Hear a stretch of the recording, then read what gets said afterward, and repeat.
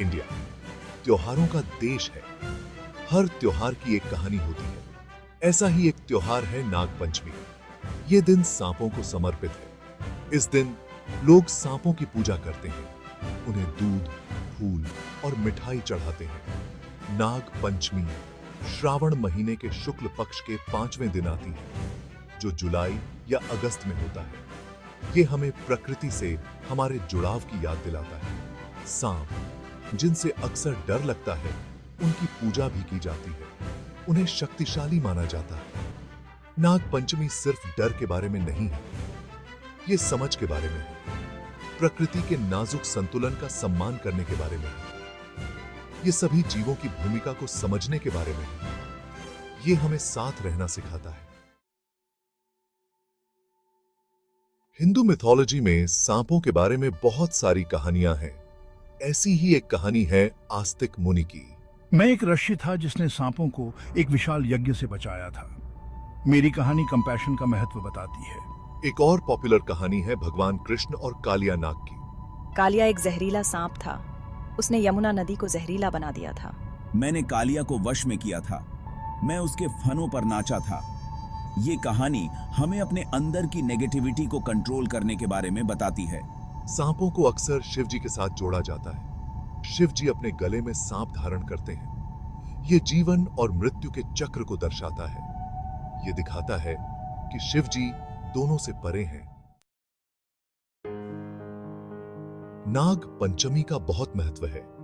ये हमें इकोसिस्टम में सांपों के महत्व की याद दिलाती है। सांप रोडेंट पॉपुलेशन को कंट्रोल करते हैं। वो किसानों की फसलों की रक्षा करने में मदद करते हैं। ये त्योहार सांपों के प्रति सम्मान को बढ़ावा देता है। ये उनसे जुड़े डर को दूर करता है। ये लोगों को प्रकृति में उनकी भूमिका की सराहना करने के लिए इनकरेज करता है। नाग पंचमी सभी जीवित प्राणियों की इंटरकनेक्टेडनेस की याद दिलाता है। ये हमें प्रकृति के साथ हार्मनी में रहना सिखाता है। अब से बेउंटी कहता है। Section 4 rituals and offerings. Nag Panchami के दिन लोग अपने घरों की सफाई करते हैं। वो अपने दरवाजे पर सांपों की आकृतियां बनाते हैं। वो कलरफुल पाउडर्स का इस्तेमाल करते हैं। ये सर्पेंट डीटी का स्वागत करने के लिए है। लोग मंदिरों में जाते हैं और सांपों की मूर्तियों पर दूध, फूल और मिठाई चढ़ाते हैं। वो मैंट्रास का जाप करते हैं और प्रोटेक्शन और प्रॉस्पेरिटी के लिए आशीर्वाद मांगते हैं। कुछ लोग इस दिन व्रत रखते हैं। वो ऐसी किसी भी गतिविधि से बचते हैं जिससे सांपों को नुकसान पहुंच सकता है। ये इन जीवों के प्रति उनकी रेवरेंस को दर्शाता है।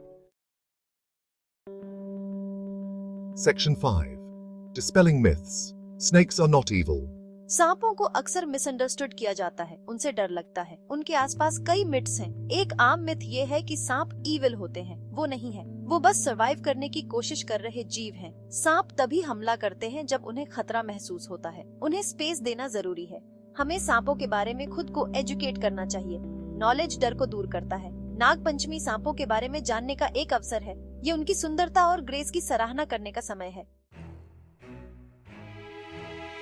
Section 6 Conclusion A celebration of nature's balance. Nag Panchami प्रकृति के नाजुक संतुलन का जश्न है। ये हमें याद दिलाता है कि हर जीव की भूमिका होती है। सांप, जिनसे अक्सर डर लगता है, हमारे इकोसिस्टम का एक अभिन्न अंग है। ये त्योहार हमें सभी जीवों के साथ कोएग्जिस्ट करना सिखाता है। ये प्राकृतिक दुनिया के लिए सम्मान और समझ को बढ़ावा देता है। आइए जीवन की डाइवर्सिटी को अपनाकर नाग पंचमी मनाएं। आइए प्रकृति के साथ हार्मनी में रहने का प्रयास करें।